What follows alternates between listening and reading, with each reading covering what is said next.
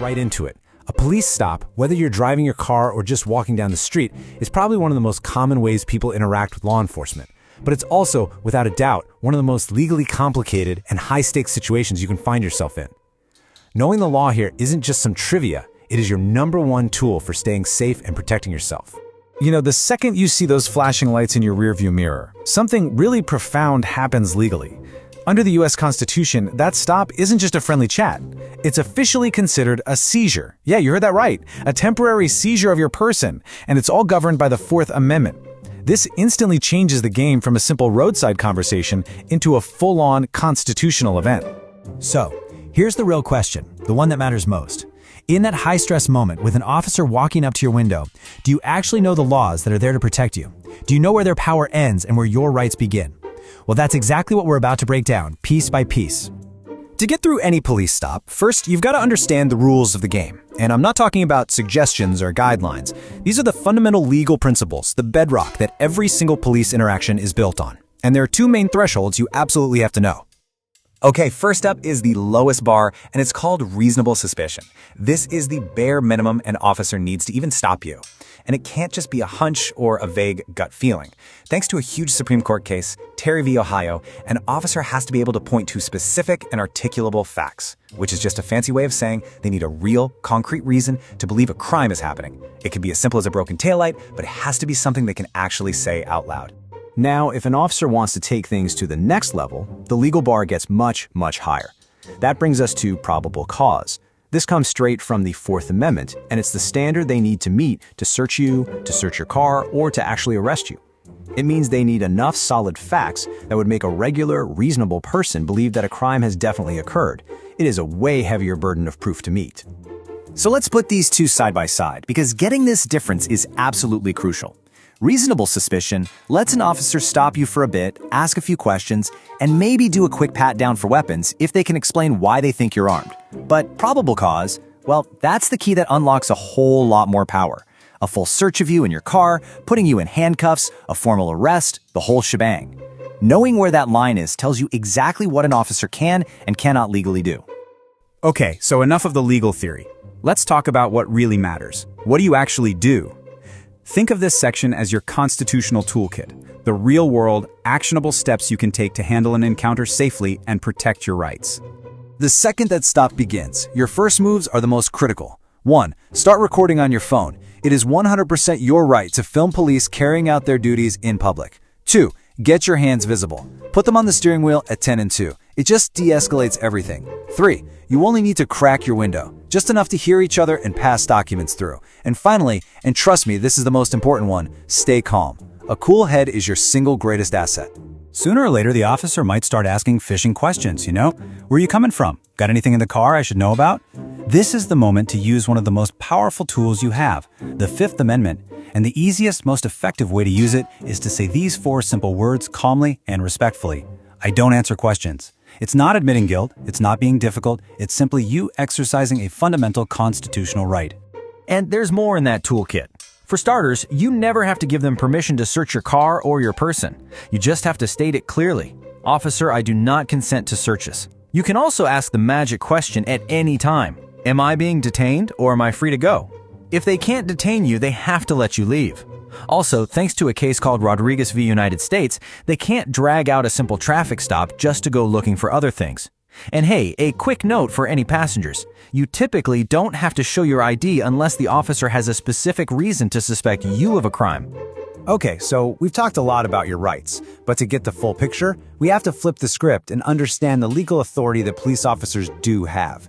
The Supreme Court has given them some very specific powers, mostly to ensure their own safety on the job. The Supreme Court has established a concept called unquestioned command. It's a really big deal.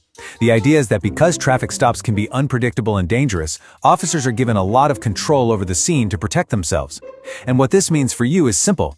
You must comply with their lawful commands. So, what is a lawful order?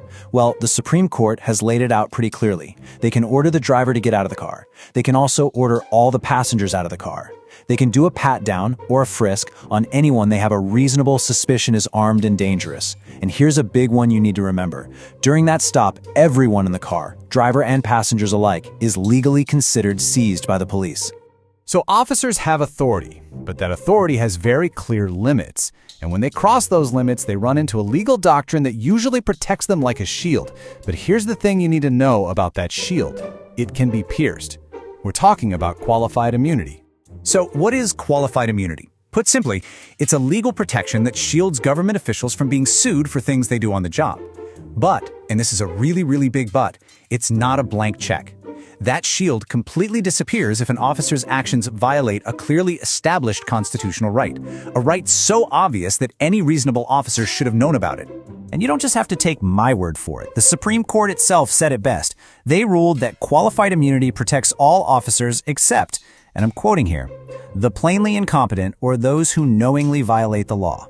That's the key right there. An officer who knowingly breaks the law is not protected. So how do you prove an officer acted with this willful ignorance? You have to create a clear record right there on the roadside. Here's the playbook. First, you assert your right out loud.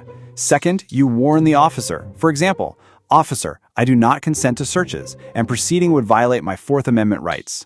Third, you make sure your camera is recording them hearing this. And fourth, you do not physically resist, but you state very clearly, "I am complying under protest." Just like that, you've built an undeniable record that they were warned and they chose to violate the law anyway. And creating that record is so incredibly important because it's what opens the door to real justice. The moment an officer loses their immunity, they're no longer protected by their department or the government. They become personally responsible for their actions. And that gives you access to some very powerful legal tools. Now, there are two main avenues for accountability. On the one hand, you have a civil remedy. It's a type of lawsuit called a Section 1983 claim, where you personally sue the officer for financial damages because they violated your rights. On the other hand, there's a criminal penalty. Under a federal law, Section 242, the government can actually prosecute the officer for the crime of depriving you of your rights, and that could lead to prison time for the officer.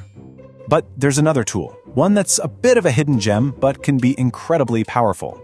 It's called a public official surety bond. The easiest way to think about it is like an insurance policy that every police officer has to carry. It's a guarantee that they will do their job properly and uphold their oaths to the Constitution. And here's the best part. You can file a claim directly against that bond. It's pretty straightforward. First, get the officer's name and badge number. Second, you track down the bond itself, which is public information. You can usually find it through a Freedom of Information Act request. Third, you file a claim, also called a lien, against that bond. And this is why it's so effective. Filing a claim often forces the department to suspend or reassign the officer until your claim is settled. It creates immediate, tangible accountability.